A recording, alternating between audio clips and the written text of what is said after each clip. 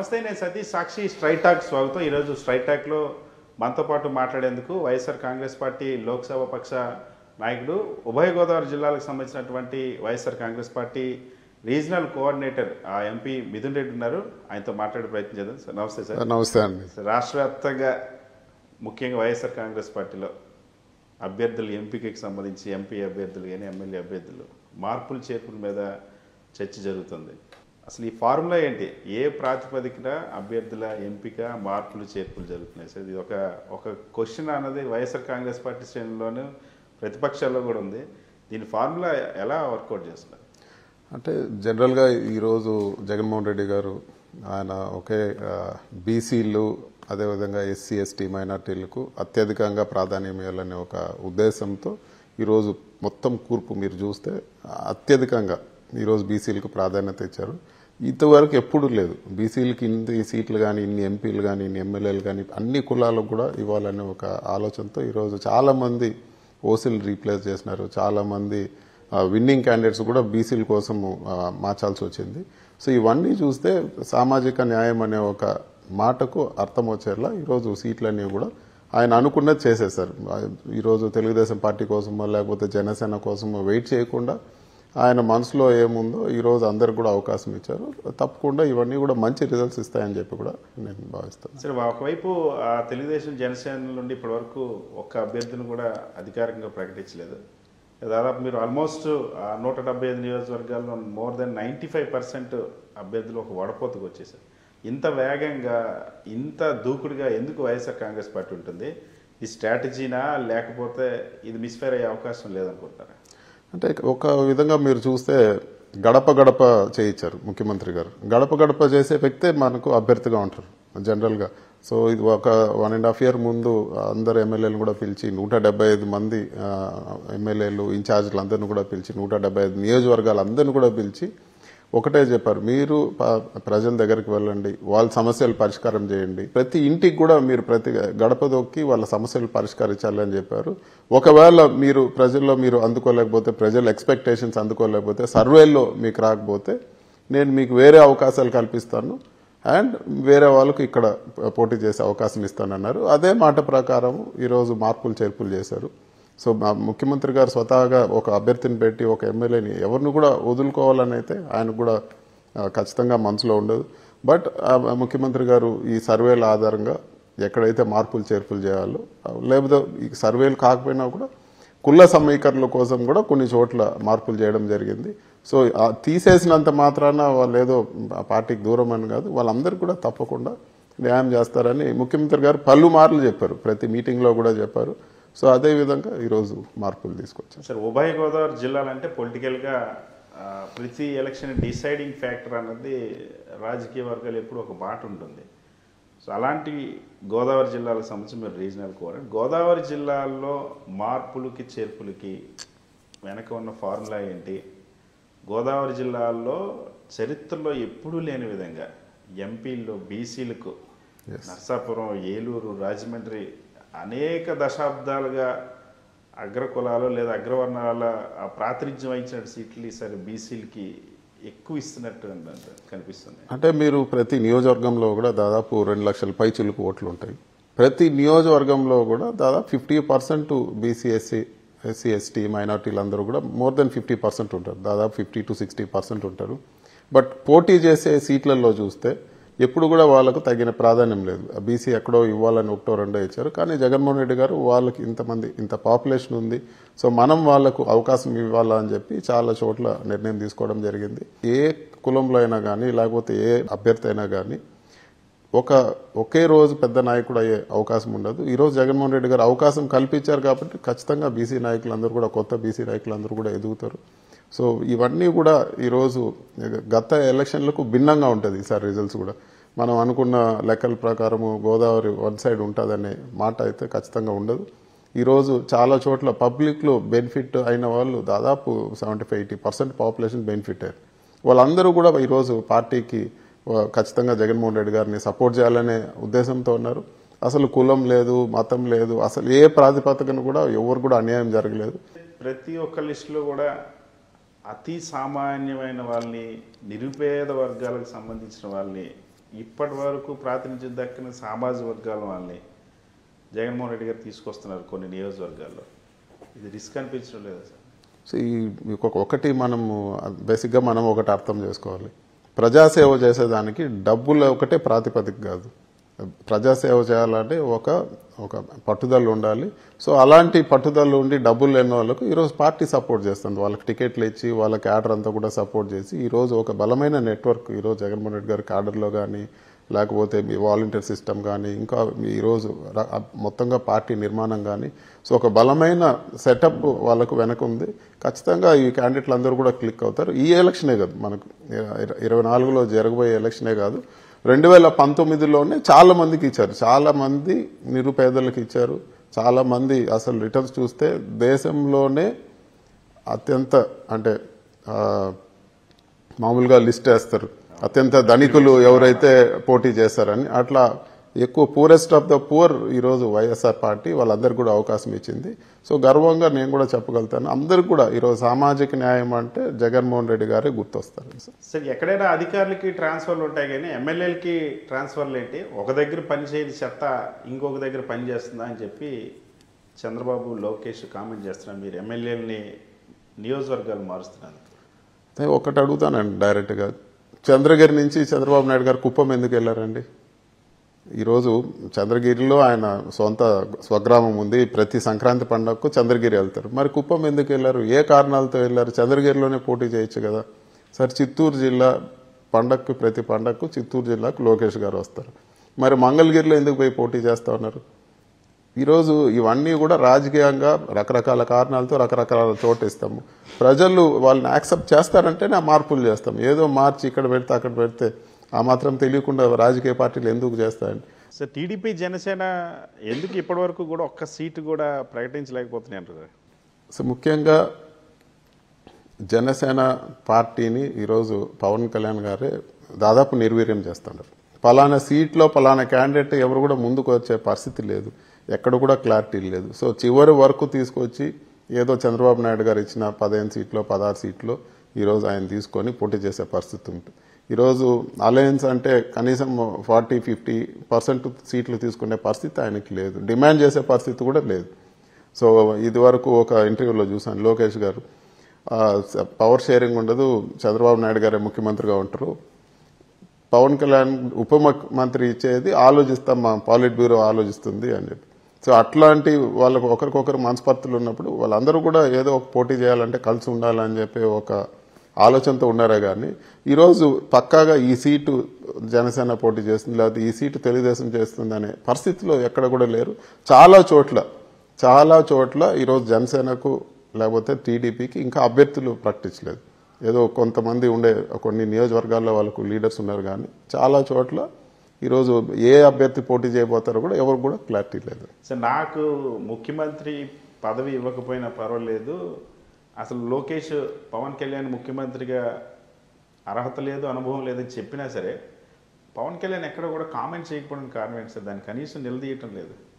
అంటే మనం ఒకటి అర్థం చేసుకోవాలండి, ఇప్పుడు 2014లో ఆ రోజు పూర్తిగా వన్ సైడ్గా చంద్రబాబు నాయుడు గారికి సపోర్ట్ చేస్తారు. పవన్ కళ్యాణ్ సంబంధించింది కానీ పవన్ కళ్యాణ్ వర్గానికి సంబంధించిన ఓట్లు చీల్చి వైఎస్ఆర్ కాంగ్రెస్ పార్టీకి ఉపయోగపడకూడదు అనే ఉద్దేశంతో ఆయన సపరేట్గా పోటీ చేయడం జరిగింది. అప్పుడు కూడా చంద్రబాబు నాయుడు గారి లైన్లో ఉన్నారు. అతనికి సంబంధించి అతనికి ఉపయోగపడే విధంగా కుల సమీకరణల విధంగా ఆయన క్యాండిడేట్లు కూడా అనౌన్స్ చేయడం జరిగింది. సో ఇప్పుడు మళ్ళీ కలుసుకొని పోటీ చేయాలి అనే ఉద్దేశంతో ఉన్నారు. కాబట్టి ఈరోజు ఆ పవన్ కళ్యాణ్ గారు మాటలు ప్రజలు సీరియస్గా తీసుకోవడం లేదు, టీడీపీ పార్టీ కూడా సీరియస్గా వాళ్ళ సంబంధించిన మనిషి అని చెప్పి మనం అర్థం చేసుకోవాలి. టీడీపీ, జనసేన, బీజేపీ పొత్తు కోసం ఎదురు చూస్తున్నాయి. ఈ మూడు పార్టీలు కలిసి ఉండే అవకాశం ఉందా, లేదా వేరువేరుగా వెళ్తాయా? ఏం జరగబోతుంది అనుకుంటున్నారు? అంటే దాని గురించి పెద్దగా పట్టించుకోవాల్సిన అవసరం లేదండి. టీడీపీ, జనసేన, బీజేపీ కలిసి వచ్చినా కలవకుండా వచ్చినా కూడా వాళ్ళందరూ కలిస్తే ఇంకా అడ్వాంటేజ్ అని చెప్పుకోవచ్చు. ఎన్ని పార్టీలు కలిస్తే ప్రజల్లో అంత వన్ సైడ్గా వైసీపీకి సపోర్ట్ చేస్తారని చెప్పి నేను భావిస్తున్నాను. డెఫినెట్గా టీడీపీ, బీజేపీ, జనసేన కలిసి పోటీ చేస్తే వైఎస్ఆర్సీపీకి మంచి అడ్వాంటేజ్ అవుతుందని చెప్పి కూడా ఇప్పుడు జనసేన సీట్లు అయితే ఏ విధంగా అభ్యర్థులు లేకుండా ఉన్నారో బీజేపీకి కూడా అదే పరిస్థితి ఉంది. సో కాబట్టి ఖచ్చితంగా అవన్నీ కూడా అడ్వాంటేజ్ అవుతుంది. కానీ ఇతర పార్టీలు వాళ్ళు ఏం చేస్తారో అని ఆలోచించడానికి మేము సిద్ధంగా లేం. ఈరోజు మా అభ్యర్థులు ప్రకటించాం. ప్రజలతో ఖచ్చితంగా మా పొత్తు ప్రజలతో, మా ముఖ్యమంత్రి గారు చెప్పినట్లు మా పొత్తు ప్రజలతో. సో ప్రజల్ని కానీ మనం విన్ ఓవర్ చేయగలిగితే, ప్రజల మనసులు గెలవగలిగితే ఖచ్చితంగా ఏ సీట్లైనా ఎదుటి వాళ్ళు ఎన్ని పొత్తులు పెట్టుకున్నా మనం గెలుస్తాం. సార్, వైఎస్ఆర్ కాంగ్రెస్ పార్టీ ఒకవైపు ఉంది, ఇంకోవైపు టీడీపీ, జనసేన, కాంగ్రెస్, కమ్యూనిస్టులు, బీజేపీ అందరూ మిమ్మల్ని టార్గెట్ చేస్తున్నారు. అయినా గెలుస్తామన్న కాన్ఫిడెన్స్ ఉందా? గత ఎలక్షన్లో మీరు చూస్తే దాదాపు 49-50% ఓట్స్ వచ్చాయి. దాని తర్వాత ప్రతి ఒక్కరు కూడా అభివృద్ధి కార్యక్రమాలు చేశాము, ప్రతి ఒక్కరికి కూడా పథకాలు ఇచ్చాము, రకరకాల ఊర్లో వాళ్ళకు. ఈరోజు గవర్నమెంట్ని ప్రజల వద్దకు తీసుకెళ్ళగలం. ఈరోజు ప్రతి ఊర్లో కూడా గ్రామ సచివాలయం, ఈరోజు ఒక సర్టిఫికేట్ కావాలన్నా, ఒక పని కావాలన్నా వాళ్ళ ఇంట్లో జరుగుతుంది, వాళ్ళ ఊర్లోనే జరుగుతుంది, వాళ్ళ ఇంటికి పథకాలు వస్తూ ఉన్నాయి. సో ఇన్ని మంచి కార్యక్రమాలు జరిగి ఆ తల్లులు వాళ్ళ బిడ్డలు ఇంప్రూవ్మెంట్ చూస్తూ ఉన్నారు. ఈరోజు హాస్పిటల్స్ కానీ అన్నిట్లో కూడా ఒక మ్యాసివ్ చేంజ్ ఉంది. సో ఇంత ప్రభుత్వాన్ని ప్రజలకు చేరువ చేసినప్పుడు ఖచ్చితంగా ప్రజలు కూడా ఆలోచిస్తారు, ఇదివరకు ఎలా ఉంది, ఇప్పుడు ఎలా ఉంది. సో ఖచ్చితంగా మాకు జగన్మోహన్ రెడ్డి గారు ఉంటే మాకు మేలు జరుగుతుందని పేద ప్రజలు ఖచ్చితంగా వైఎస్ఆర్సీపీకి ఓటేస్తారని. సార్, వైఎస్ఆర్ కాంగ్రెస్ పార్టీ వైఎస్ఆర్ ఆశయాల్ని తొంగలో తొక్కుతుందని చెప్పి పిసిసి అధ్యక్షులకు తాజాగా వచ్చిన షర్మిల గారు టార్గెట్ చేసి మాట్లాడుతున్నారు జగన్మోహన్ రెడ్డి గారిని, మీ పార్టీని. But first of all Sharmila గారి గురించి మాట్లాడాలంటే పాయింట్ 1, మా జగనన్న సిస్టర్గా మేము గౌరవిస్తాము. బట్ మనం ఆలోచించాల్సిన విషయం ఏమంటే తెలంగాణలో షర్మిల గారు ఏం మాట్లాడారు. నేను తెలంగాణ ఆడబిడ్డని, నేను తెలంగాణలోనే పార్టీ పెట్టాను, తెలంగాణలోనే నేను ఉంటాను, ఆంధ్రాతో నాకు సంబంధం లేదు, ఆంధ్ర రాష్ట్ర రాజకీయాలు నాకు సంబంధం లేదు అని చెప్పి మాట్లాడిన వ్యక్తి ఈరోజు మళ్ళీ ఆంధ్ర రాష్ట్రంలో పీసీసీగా తీసుకున్నారంటే మనం ఆలోచించాల్సింది ఒకటే, ఆవిడ ఆలోచనలు కాదు, ఎవరో ఆవిడని ప్రెషర్ చేసి నడిపిస్తూ ఉన్నారు. సో ఖచ్చితంగా మనం అర్థం చేసుకోండి, మనం ఆవిడని తప్పుపట్టాల్సిన అవసరం లేదు. ఎవరైతే ఆవిడని గైడ్ చేసి, ఎవరైతే ఆవిడని ప్రెషర్ చేసి, ఆవిడకి ఇష్టం ఉందో లేదో ఆవిడని ప్రెషర్ చేస్తున్నారో వాళ్ళది ఖచ్చితంగా మనం అర్థం చేసుకోవాలి. ఒక పక్కన ఎక్స్టర్నల్ ఫోర్సెస్ ఆవిడ నడిపిస్తున్నాయని మనం అర్థం చేసుకోవాలి. ఆ ఎక్స్టర్నల్ ఫోర్సెస్ ఎవరంటే ఈరోజు చంద్రబాబు నాయుడు గారు చెప్పిన మాటలే షర్మిల గారు మాట్లాడుతూ ఉన్నారు. సో ఇవన్నీ కూడా ఒక పెద్ద కుట్రలో భాగంగానే నేను భావిస్తున్నాను. సార్, చంద్రబాబు నాయుడు ఇప్పుడు ఒక స్టేట్మెంట్ ఇచ్చారు, ఈసారి కానీ నేను గెలవకపోతే నేను రాజకీయాల నుండి ఇక తప్పుకుంటాను, నాకేంటి అవసరం అని చెప్పి చంద్రబాబు అంటున్నారు. ప్రజలు ఎప్పుడో చంద్రబాబు నాయుడు గారిని తప్పించారు. నేను అసలు నాకు 80% ప్రజల్లో సుపరిపాలన ఉంది, 80% నాకు పాజిటివ్ ఉందని చెప్తే 23 సీట్లు వచ్చాయి. సో మరి ఇప్పుడు కూడా నాకు ప్రజలు నన్ను అంటే ఖచ్చితంగా ప్రజలు తప్పిస్తారు. 14 సంవత్సరాలు ఉన్నప్పుడు గమనించారు, 4 సంవత్సరాలు జగనన్న పాలన గమనించారు. ఖచ్చితంగా 24లో ఒక పాజిటివ్ తీర్పు వైఎస్ఆర్ కాంగ్రెస్ పార్టీకి వస్తుంది. చంద్రబాబు నాయుడు గారు ఎలాగో రిటైర్ అవ్వక తప్పదని చెప్పి కూడా నేను తెలియజేస్తాను. సార్, చిత్తూరు జిల్లాలో పెద్దిరెడ్డి కుటుంబం అన్నది దోపిడీకి పాల్పడుతుంది. పెద్దిరెడ్డి ఇసుకలో దోచేస్తూ ఉన్నారు, మైనింగ్లో దోచేస్తూ ఉన్నారు, ఇరిగేషన్ ప్రాజెక్టులో అక్రమాల్లో దోచేస్తూ ఉన్నారు. అందుకోసమనే ప్రశ్నించినందుకు నా మీద దాడులు చేస్తూ ఉన్నారు, అక్రమ కేసులు పెడతా ఉన్నారని చెప్పి ఇవన్నీ ఒక సాక్ష్యం చూపించాలి కదండి. ఈరోజు మైనింగ్ అంటే అదేదో ఎవరికి తెలియకుండా సీక్రెట్గా చేసేది ఏముండదు, ఇసుక అంటే ఎవరో చేసేది ఉండదు. ఇవన్నీ చేయాల్సిన అవసరం ఏముంది? ఇది వరకు చేయలేదు, ఇప్పుడు కూడా మేము చేయడం లేదు. మా వ్యాపారాలు మేము చేస్తున్నాం. ఖచ్చితంగా వ్యాపారాలు లేకుండా ఇంకా మేము రాజకీయాల్లో అయితే ఖచ్చితంగా సంపాదించే పరిస్థితి ఉండదు. మా వ్యాపారాల్లో మేము సంపాదించాం. మన ఆంధ్రానే కాదు, పలు రాష్ట్రాల్లో చేస్తున్నాము, బయట రాష్ట్రాల్లో కూడా పనులు చేస్తున్నాం. సో ఇవన్నీ కూడా అక్కస్ పట్లకి మాట్లాడుతున్నారు. అలాగంటే చంద్రబాబు నాయుడు గారు హెరిటేజ్ వ్యాపారం ఉంది, ఆయనకి హెరిటేజ్ ఆయన గర్వంగా చెప్తారు, ట్యాక్స్ చేస్తారు. అలాగే మేము కూడా వ్యాపారాలు చేస్తున్నాం. అదేదో ఈ 2 సంవత్సరాల్లో చేసింది కాదు. మాకుండే కంపెనీలు అనేవి కూడా దాదాపు 20 సంవత్సరాల నుంచి మేము వ్యాపారాల్లోనే ఉన్నాం.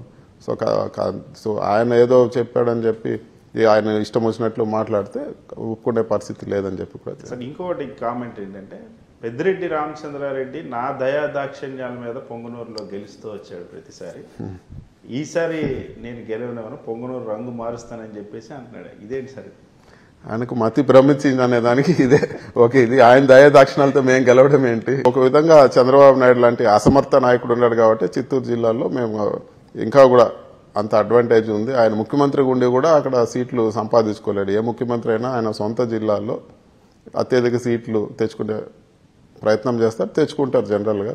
ఆయన ఎప్పుడు కూడా చంద్రబాబు నాయుడు గారు ముఖ్యమంత్రిగా ఉన్నప్పుడు లేకపోతే ఓడిపోయినప్పుడు ఎప్పుడు కూడా మెజారిటీ సీట్లు జిల్లాలో రాలేదు. సో ఆయనకు ఖచ్చితంగా ఆ బాధ అనేది మనం ఉందని మనం అర్థం చేసుకోవాలని. 40 ఏళ్ల నుండి చంద్రబాబు ప్రాతినిధ్యం వస్తున్న కుప్పాన్ని ఈసారి మేము కొట్టి చూపిస్తామని అంత కాన్ఫిడెన్స్గా ఎలా చెప్పగలుగుతున్నారు? అప్పటికి ఇప్పటికి ఒకటే డిఫరెన్స్ అండి. అప్పటికి ఇప్పటికి డిఫరెన్స్ జగన్మోహన్ రెడ్డి గారు అందరికీ మేలు చేశారు. కుప్పం తెలుగుదేశం నాయకులు కూడా మేలు జరిగింది. వాళ్ళందరూ కూడా ఇల్లు శాంక్షన్ అయినాయి, వాళ్ళందరికీ పథకాలు వచ్చాయి. వాళ్లకు ఈరోజు ఎక్కడ భేదం లేకుండా అన్నిట్లో వాళ్లకు ఈరోజు వాళ్ళ పార్టిసిపేషన్ ఉంది. ప్రజలందరూ కూడా మేలు జరుగుతూ ఉంది. ఇంత డిఫరెన్స్ ప్రజలు గమనిస్తున్నారు కాబట్టి ఈరోజు వైసీపీ బలంగా ఉంది. లోకల్ బాడీస్లో 85% గెలిచింది వైసీపీ. అట్లు జెడ్పీటీసీ కానీ, ఎంపీటీసీ కానీ, సర్పంచ్ కానీ, మున్సిపల్ ఎలక్షన్ కానీ అన్నిట్లో కూడా గెలుపు సాధించింది. సో ఖచ్చితంగా గెలుపు పైన ఈరోజు వైసీపీకి నమ్మకం వచ్చింది. ఖచ్చితంగా మేము గెలుస్తామని చెప్పి కూడా తెలియజేస్తాం. కానీ లోకేష్ ఈ మధ్య ఎక్కడ కనిపించడం లేదు, ఎలక్షన్ క్యాంపెయిన్ చేయడం లేదు. పాదయాత్ర అయిన తర్వాత ఏంటి సార్ లోకేష్ ఎందుకు కనిపించలేదంట? పెద్దగా లోకేష్ గురించి పెద్దగా పట్టించుకోవాల్సిన అవసరం లేదు. ఆయన గురించి పెద్దగా మనము చర్చించాల్సిన అవసరం కూడా లేదు. సో లోకేష్ వ్యవహార శైలి లేకపోతే లోకేష్ మాటలు ఒక విధంగా వైఎస్ఆర్సీపీకి అడ్వాంటేజ్. ఆయన వ్యవహార శైలిని చూసి చీదరించుకునే పరిస్థితి ఉంది. లోకేష్ పబ్లిక్ మీటింగ్స్లో వాళ్ళను కొడతాను, వీళ్ళని కొడతాను, నేను ఇది చేస్తాను, అది చేస్తాను, చెడ్డ చేస్తానని చెప్పి మాటలే గుర్తున్నాయి. కానీ ప్రజలకు అతను మంచి చేస్తానని చెప్పే మాటలు ఎవరికి కూడా గుర్తులేవు. రెడ్ బుక్ అన్నాడు, మళ్ళీ ఏదో బ్లూ బుక్ అన్నాడు, ఏదో మాట్లాడి ఇలాంటివి ఏదో బెదిరింపులకు పాల్పడుతున్నాడు. కానీ ఆయన బెదిరింపులకు భయపడే వాళ్ళు ఎవరు లేరు. లేకపోతే ఆయన వచ్చి ఇక్కడ రాష్ట్ర రాజకీయాలు మార్చేసే పరిస్థితిలో కూడా లేడని చెప్పి కూడా నేను తెలియజేస్తాను. పాదయాత్ర అయిపోయిన తర్వాత సాధారణంగా ఎవరైనా ఓ మేనిఫెస్టోని రూపొందించుకుంటారు, కానీ లోకేష్ రెడ్ బుక్ ని రూపొందించారు సార్. పాదయాత్ర ఎక్కడ అయిపోయిందని మధ్యలో వదిలి పారిపోయాడు. పాదయాత్ర చేస్తానని చెప్పి మధ్యలో వదిలి పారిపోయాడు. ఈరోజు ఆయన చెప్పిన ప్రకారం చేయలేదు. అరెస్ట్ అవుతానే ఆయన దాదాపు 40-50 రోజులు మనిషి ఎక్కడున్నాడో కూడా ఎవరికి తెలియదు. సో ఆయన పాదయాత్ర అసలు ఆయనకు రావాల్సిన క్రెడిట్ రాలేదు. సో ఆయన మాటల గురించి మనం పెద్దగా పట్టించుకోవాల్సిన అవసరం కూడా లేదు. పవన్ కళ్యాణ్ ఇప్పుడు ఎట్టి పరిస్థితుల్లో కూడా 2024లో జగన్మోహన్ రెడ్డి ముఖ్యమంత్రి కాడు, అందుకోసమనే పొత్తు ధర్మం పాటించకపోయినా సరే తెలుగుదేశం పార్టీతో నేను పొత్తు పెట్టుకుంటాను అని చెప్తున్నారు. సో ఫస్ట్ ఆఫ్ ఆల్ మనము ఒకటి అర్థం చేసుకోవాలి. సో జగన్మోహన్ రెడ్డి గారికి పవన్ కళ్యాణ్ గారికి ఎటువంటి గొడవలు లేవు. సో జగన్మోహన్ రెడ్డి గారు అపోజిషన్ లీడర్గా ఉన్నప్పుడు కూడా పవన్ కళ్యాణ్ గారు జగన్మోహన్ రెడ్డి గారినే తిట్టేవారు. సో ఎవరైనా ఉంటే అధికారంలో ఉండే వాళ్ళకి తిడతారు, కానీ ఒక అపోజిషన్లో ఉండే నాయకుడిని ఎప్పుడు కూడా అంటే వైఎస్ఆర్ కాంగ్రెస్ పార్టీ ఆ రోజు సీఎం గారు లేరు, మన జగన్మోహన్ రెడ్డి గారు లేరు, అప్పుడు కూడా ఆయనే తిట్టేవాళ్ళు. సో మనం బేసిక్ దీంట్లో ఫండమెంటల్ మనం అర్థం చేసుకోవాల్సింది ఏమంటే అతనికి జగన్మోహన్ రెడ్డి గారు అంటే విపరీతమైన ఈర్ష్య ఉంది. సో జెలసీకి మందు లేదు. సో ఏం చేసినా కూడా జగన్మోహన్ రెడ్డి గారిని విమర్శిస్తాడు, ఏం చేసినా కూడా ఆయనకు వ్యతిరేకంగా మాట్లాడతాడు అనేది నాకు అర్థమైన విషయం.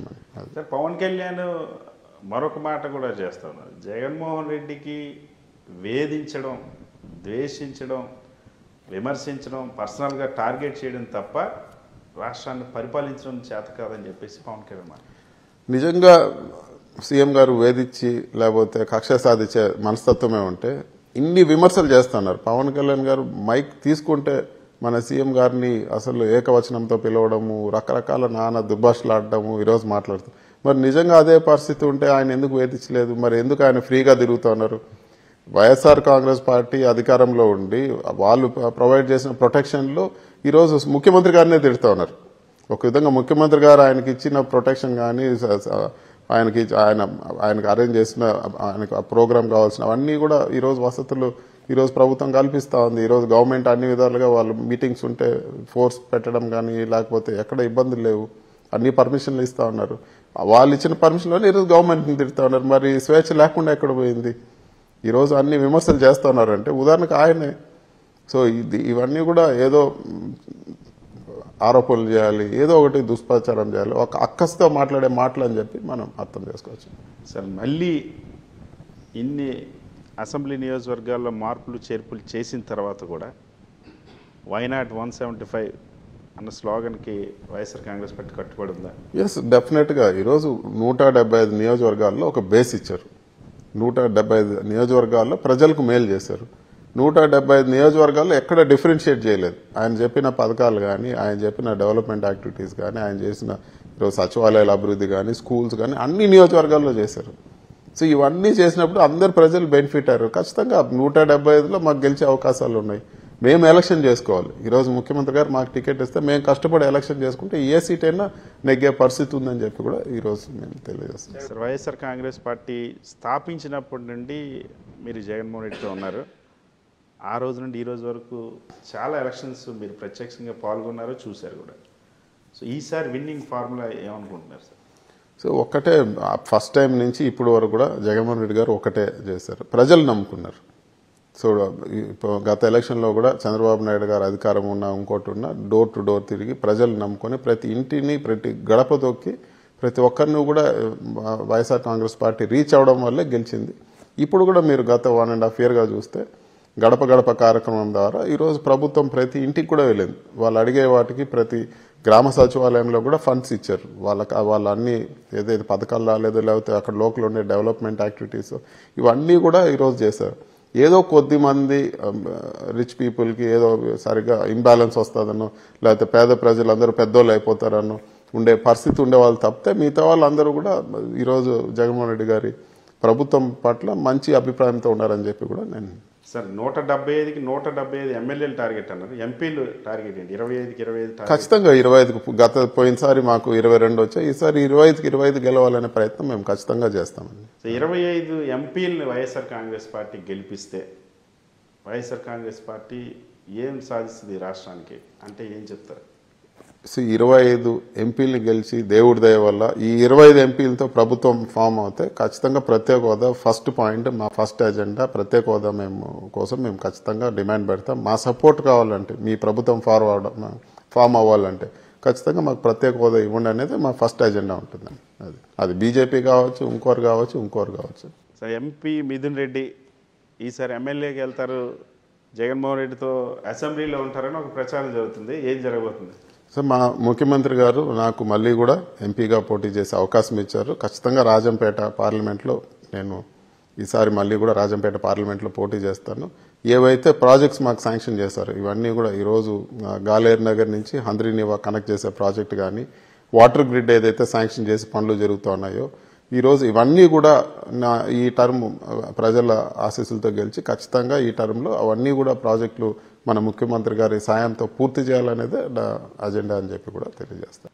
సార్, రాష్ట్ర వ్యాప్తంగా ఉన్నటువంటి ప్రజలు కానీ రాజకీయ పార్టీలు కానీ ఎదురు చూస్తున్నాయి. వైఎస్ఆర్ కాంగ్రెస్ పార్టీ ఈసారి మళ్ళీ 2024 ఎన్నికల్లో గెలిచిన తర్వాత కేంద్రంలో ఎవరితో ఉంటుంది, ఎవరికి మద్దతు ఇస్తుంది, ఏ అంశాల ఆధారంగా మద్దతు ఇస్తుంది అన్న ఒక క్వశ్చన్ మార్క్. వాళ్ళకి ఏం సమాధానం చెప్తారు? ఇదివరకే మా ముఖ్యమంత్రి గారు చెప్పారు, ఎవరైతే ప్రత్యేక హోదా ఆంధ్ర రాష్ట్రానికి ఇస్తారో వాళ్ళకే మా మద్దతు ఉంటుందని చెప్పి కూడా మన ముఖ్యమంత్రి గారు చెప్పారు. సో అదే మా స్టాండ్. రేపు రాబో ఎలక్షన్లో కూడా దేవుడి దయతో మన రాష్ట్రం సంబంధించిన వైఎస్ఆర్ కాంగ్రెస్ పార్టీ ఎంపీలతో ప్రభుత్వం ఫామ్ అవుతే మా ఫస్ట్ అజెండా పాయింట్ ఆ పొత్తు మేము పెట్టుకోవాలంటే ఫస్ట్ కండిషన్ కూడా మాకు ప్రత్యేక హోదా ఇవ్వండి. సో ఆ పరిస్థితి రావాలని చెప్పి కూడా నేను దేవుడిని ప్రార్థిస్తానండి. Right sir, thank you so much. Thank you అండి.